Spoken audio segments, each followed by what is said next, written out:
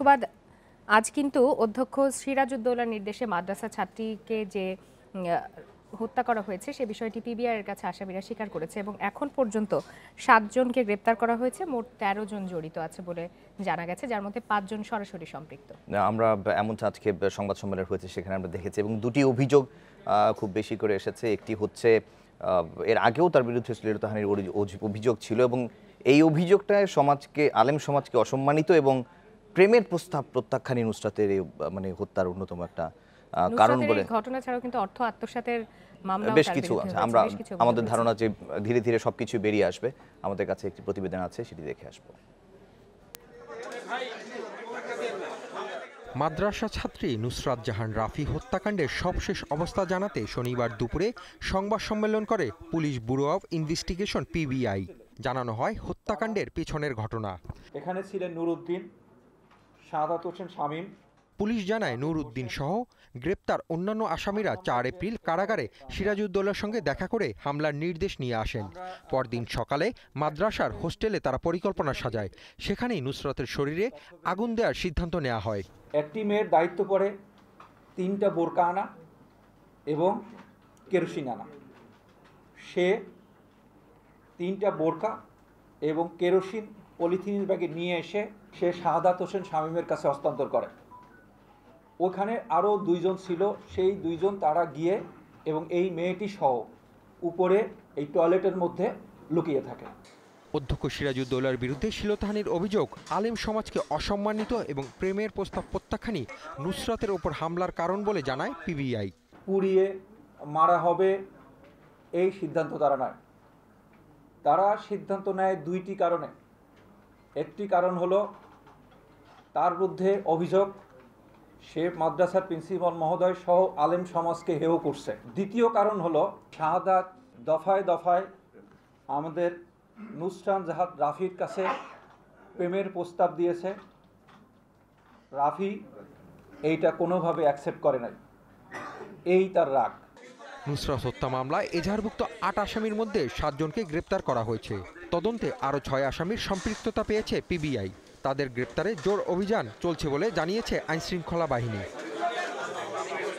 Hasif Mahmud Shah, Independent News, Dhaka. এ বিষয়ে আরও জানাতে বার্তাকক্ষ থেকে আমাদের সাথে যোগ দিয়েছেন সহকর্মী হাসিফ মাহমুদ শাহ। হাসিফ, আমরা তো হত্যার পরিকল্পনা কিভাবে হয়েছিল তার কিছু কথা পিবিআইয়ের উপমহাপরিদর্শকের কাছ থেকে শুনছিলাম, তো তদন্তে আর কি তথ্য পাওয়া গেছে, কিভাবে এই হত্যার পরিকল্পনা করা হয়েছিল?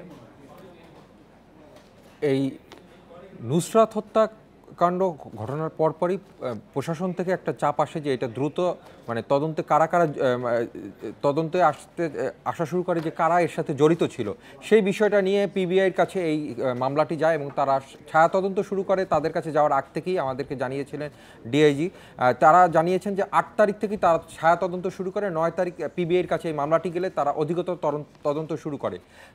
পিবিআই ডিআইজি যে বরঞ্জ কুমার আমাদেরকে জানিয়েছিলেন যে সেদিন যে ঘটনাটা ঘটেছে 6 তারিখ, তার আগে 4 তারিখে সিরাজউদ্দৌলার সাথে দেখা করতে যায় তার ছাত্র নুরউদ্দিন এবং তার সাথে আরও কয়েকজন। তারা কারাগারে বসে এটি পরিকল্পনা করে যে এই নুসরাতের কারণে এই সিরাজউদ্দৌলা সহ আলেম সমাজ তারা আসলে একটা প্রশ্নের সম্মুখীন হয়েছে এবং তারা সম্মানহানি ঘটেছে বলে তারা সিদ্ধান্ত নেয়। এবং আরেকটি বিষয় যে এই সিরাজউদ্দৌলা আরেক ছাত্র যে শামীম, সে বারবার নুসরাতকে প্রেমের প্রস্তাব দিয়েছিল, কিন্তু নুসরাত বারবার তাকে প্রত্যাখ্যান করেছে। তো এই দুটো গ্রুপ আর একসাথে হয়ে তারা চিন্তা করে যে কিভাবে নুসরাতকে সরিয়ে দেওয়া যায়।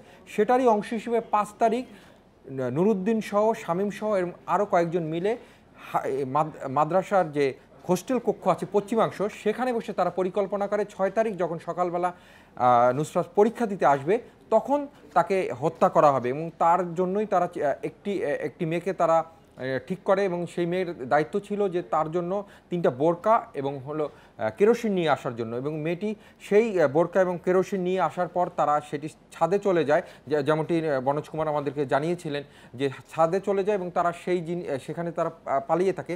আরেকটি বিষয় হলো যে তারা যেখানে অপেক্ষা করছিল সেটি হলো একটা আশ্রয়ন কেন্দ্র, যেখানে সচরাচর কোনো শিক্ষার্থীরা যায় না। হাসিব, এই ঘটনায় কতজন শিক্ষার্থী জড়িত এবং তাদের জড়িত হওয়ার কারণটা কি? এই ঘটনায় আমাদের যেটা জানানো হয়েছে যে 13 জন জড়িত। এখানে একটি বিষয় আমি বলে রাখি, যেটা হলো যে নুসরাতের ভাই যখন প্রথমটি মামলা করে সেই মামলায় 8 জনকে অভিযুক্ত করা হয় যে হত্যাকাণ্ডের সাথে জড়িত সন্দেহে। পরবর্তী নুসরাত মারা যাওয়ার পর এই মামলাটিও পরিবর্তিত হয়ে এখন হত্যা মামলা হবে। সেক্ষেত্রে 8 জনের মধ্যে 7 জনই ইতিমধ্যে পিবিআই গ্রেপ্তার করতে সক্ষম হয়েছে। আর বাকি তাদের যে তদন্ত, সেখানে দেখা গেছে এই হত্যাকাণ্ডের সাথে 13 জন জড়িত। তা 8-এর পরে আরও 5 জন আছে। ইতিমধ্যে 7 জনকে তারা গ্রেপ্তার করেছে এবং বাকি 6 জনকে তারা গ্রেপ্তারে এখনও চালিয়ে যাচ্ছে এবং তারা আশা করছে খুব সহসাই এই 6 জনের গ্রেপ্তার হবে। আরেকটা বিষয় পিবিআই সংবাদ সম্মেলনে আরেকটা বিষয় বলতে চাচ্ছি যে তারা ধারণা করছে যে এই হত্যাকাণ্ডের সাথে 2টো মেয়ে জড়িত এবং একজন মেয়ের নাম হলো চম্পা, যে নুসরাতকে প্রথমে বলেছিল যে তার এক বান্ধবীকে ছাদে পেটানো হচ্ছে, যার প্রেক্ষাপটে নুসরাত আজকে ছাদে যায় এবং এই ঘটনার মধ্যে পড়ে। কাকবাদ হাসিব মাহমুদ শাহর কাছ থেকে জানছিলাম নুসরাত হত্যার বিষয়ে।